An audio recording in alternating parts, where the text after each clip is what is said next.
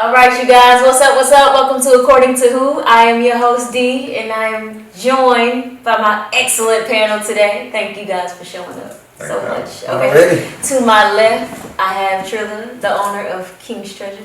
Peace. All right, you want to tell me a little bit about King's Treasure, or you want to wait to the end? I'll wait till the end. All right, cool. Okay, I have the amazing Johnny.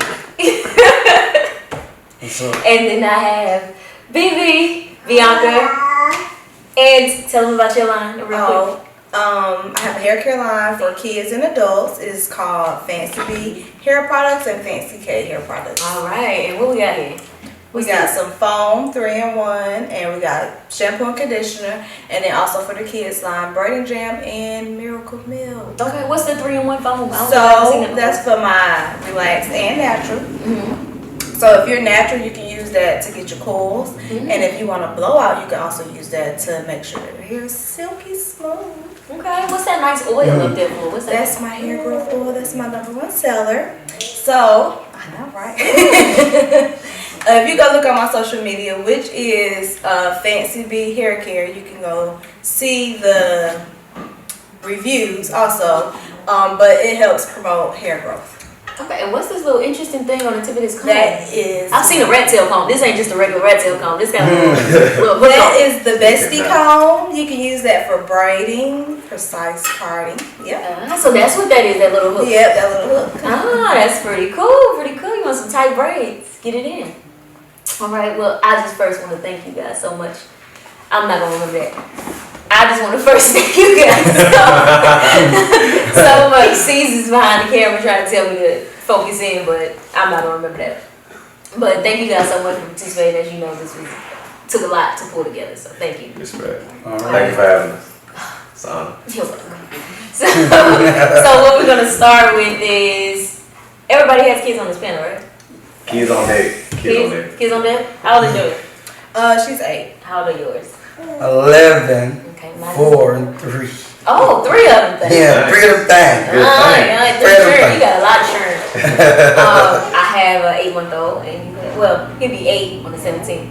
7-month-old. Shout out to Banks.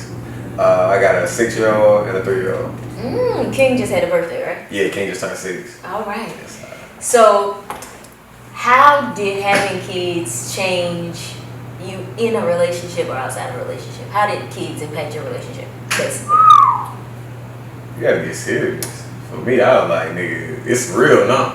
Like, we here. Some people tell you go get married. You gotta get married in some family. Thankfully, we didn't grow up in that. But Why so? because we weren't pressured. Like, I used to pull up to church late. I go to the club and I go to church like 12:30. My granny went as long as I come to church. You know what I'm saying? But kids, like, we named our business after King's Treasure. He was the reason, I wanted something out of life. Like, when it was just me, you would just sell, reefer, whatever you do, and survive, play video games and shit. But now you got a baby. You got to do something. You got to eat. He got to eat. I found that interesting. How about you, B? Well, I wasn't in a relationship when I conceived my child, so we tried it after and it didn't work, and so I thought it was best to co-parent it so that we could give her a good foundation, because us being together would have caused, I guess, a terrible upbringing, so single parenting is hard. Co-parenting is hard. After you get it together, it works. But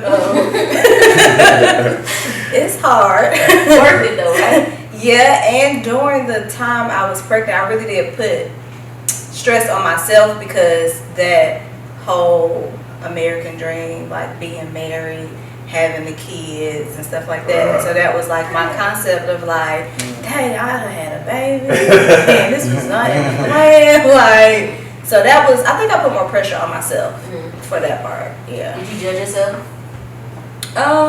It was, no, I think it was just guilt. Like, yeah. And the what you saw, like, around you too, like growing up with how your uncles and them and everybody else family was, like with their kids and stuff too. Well, Okay, so you know how everybody had a cookie cutter, how things supposed to be. So my parents were together up until I was like 12, and they got a divorce. But like my grandparents, you know, they stuck it out, ups and downs and stuff. But I kind of wanted that.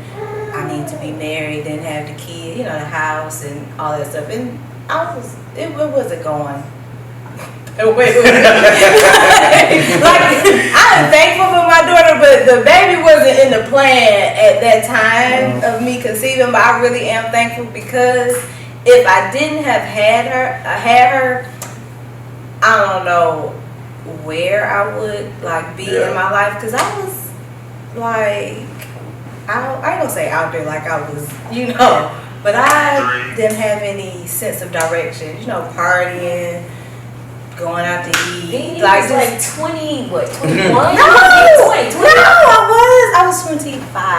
And then I still was, when you had? yes, and I still was like hard on myself, like about it. Like when I was my grandma was like, your eggs gonna be rotten. You should be happy. Like, you need to go ahead and use them. And I was like, but this is not what I was really trying to do. Like, you know, because I was still traveling. Like, my mom was like, where you at? Girl, I'm in Atlanta. Oh, I'm at All-Star Weekend in Florida or somewhere like that. But she really taught me, like, a lot to settle down and focus on what's important. Okay. Johnny, how about you? Well, I don't think it really like. Okay, I feel like it affected me to the life decisions that I made to affect how my relationship went. Like, okay, when my child came along, I said, hey, look, you know, something got to change about what I'm doing. You know, I gotta make better life decisions. And when I start making those life decisions,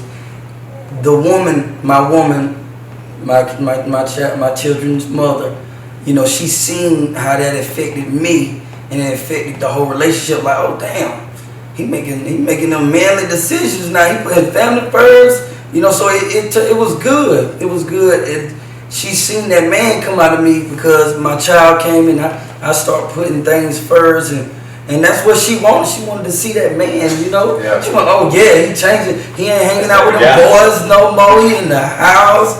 Yes, this what I want. And, you know, it just, I think it made my relationship better. I really do. I think it went good, you know. But I ain't gonna say it's things, but it went good. It went good, and yeah, it was good. It was good. What make it hard, I feel like too though, you don't see nobody do it, and you don't know what to do with it. So like when you have all this nice on your plate, it's here, we here. I got the baby coming, everything. What do I do now? Yeah. I need to learn about credit. I need to learn about everything that's important so I can teach the baby. But we never see nobody do it, or you don't got nobody. If you don't got nobody, you can call and say, hey, or OG, tell me what's up. You know, how can I get to the next level? What I need to do now? Yeah. You know what I'm saying? That's what we was at with it, and then the people who telling you what to do or trying to give you advice on what to do, a lot of them telling you the wrong stuff. They just trying to live through you. Mm-hmm. Them older people, they tell you do this or don't do that. You know, that ain't for you. Pay attention to you. What's going on with you? Yeah, for me, it was a drastic change, because I was like, I was living my life. I didn't even, because when we grow up, we're taught by the older people, don't get no kids, live your life. Yeah. Don't get no kids, live your life. Yeah. Don't get no kids, live your life. That's what we're taught. You worry about kids and marriage and all that later on in life. So when it happens to you, like, okay, we having a baby. Mentally, you can grasp it because you older when you did it. You weren't, like, I couldn't imagine a 16-year-old, 15-year-old having kids. I couldn't imagine that, because it was a lot to wrap your head around at 29 or 30? I think I was 30. No, how old was I? 30, 31? It was just a few months ago. So it was 31. It was 31.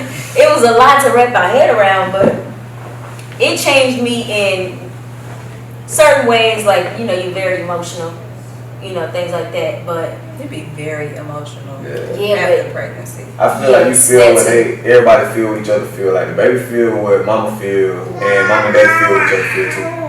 I feel like we all feel the same. Cause I literally, bro, I yawn and hear my son in the room yawning, I look up and he sleep. He doing the same thing I'm doing at the same time. You know what I mean? Yeah. Energy. Yeah. So. But we don't be looking for stuff, we be looking over little stuff like that. Like we just too busy moving and looking at the phone and regular stuff is going on. We wouldn't even notice how synchronized everything is. Yeah. Well, I dealt with postpartum after having my baby, like postpartum depression. Yeah. I wasn't, no, but my mom, my mom did though. Salute Kirk. Yeah, she was, she was there. It wasn't like suicide or anything like that, but it was not, I hate to say this, but it was not like having an attachment to my daughter. I knew she was my daughter. I knew I had to feed her, do the mom things, but I don't know, it wasn't that feeling until she got like super sick and she couldn't like breathe. I think she had RSV.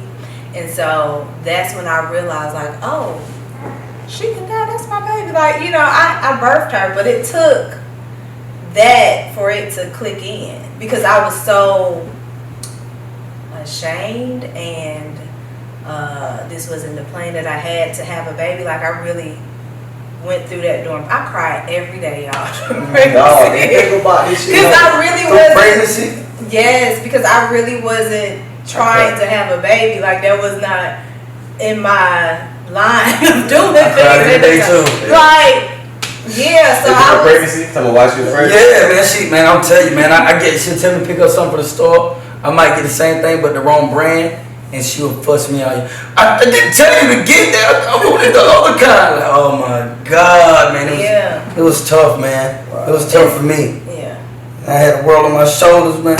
19 years old. Yeah. Oh, yeah, that's a lot. 19, man. My first child. What was your biggest argument? Oh. My biggest argument? Like, first off, or as the kids get older? No. Like, what was the first argument you guys had about kids? In the beginning, right? I think the first argument is more so me not being there as much during that time of when she, she just had the baby and, I'm trying to make money. I'm 19, so I'm out and about, but she didn't understand, hey, look, I'm trying to go get this money, you know what I'm saying? It's no, I need you here with us and the baby, but it's like, look, we gotta get this money. We want to make something, so I can't be here all the time. So I think that's like what the first argument comes. My lack of presence from not just out there hanging around, so just from trying to make some money, man. But you can't tell them that. Nah, ain't nobody looking at that. You're always wrong. Right. It's just a different experience. And maybe I could have been more, caring towards that, but it's. But you was 19. I was 19. I'm still trying to learn how to be a man. You feel me? I don't even know. Y'all like 3 years delayed anyway. And I hate to say it, I never had anybody to really show me and teach me this. Like, you know what I'm saying? I never really had a male figure there all the time. Like, so it's like consideration. Yeah, like you gotta consider that for you. You know, yeah, like you gotta consider for her too. I'm new to this. Yeah, for sure. Well, I'm 30 now, but I'm true to this now. You know what I mean? Hey, bro, for real, like I said, she gotta have that consideration for you, and you got for her too. Like, how was she raised? Like, me and my old lady be examining our parents and grandparents live. Like, we go to my grandma's house and listen to her tell stories about the past. And I sit and talk to my mama for hours now just to learn her story. Because now I'm like, I don't care how ashamed you are of what none of y'all did. I need to know because we going through the same stuff. Yeah. And right now, if you can't go to the oldest person in your family and sit down and talk to them and learn what happened, you're not going to know the depths of who you are because you're going through the same things. You're the same people, bro. Yeah. You your great, you might be your great, or you might be your grandma. But you somebody back here again doing the same thing on the same mission. You got to figure out your purpose, what your mission is, and sacrifice like all that impure shit so you can buckle down and have some power within your spirit. You get power from being true to the queens and taking care of them kids and making sacrifices. But at that young age of 19, no lie. Boy, no. Man, and I was wrong. It wasn't just me, working. I think I still was in that street life too. You know what I'm saying? I was just like, the way the words just came on my shoulders. Like, I'm still used to hanging out, partying with friends, and that's where a lot of arguments came in too. Like, I I didn't want to give it up right then and there. You know what I'm saying? Seriously, you can't act like I wasn't doing this when we met. That's very true, but then again, what the fuck was she doing? That part too. I mean, you look at it from one perspective. Yeah. I didn't want to give it up, but look at what you're doing to her. She giving it up, and you ain't giving her no chance to even get a taste of it. Yeah. You just taking it all for yourself.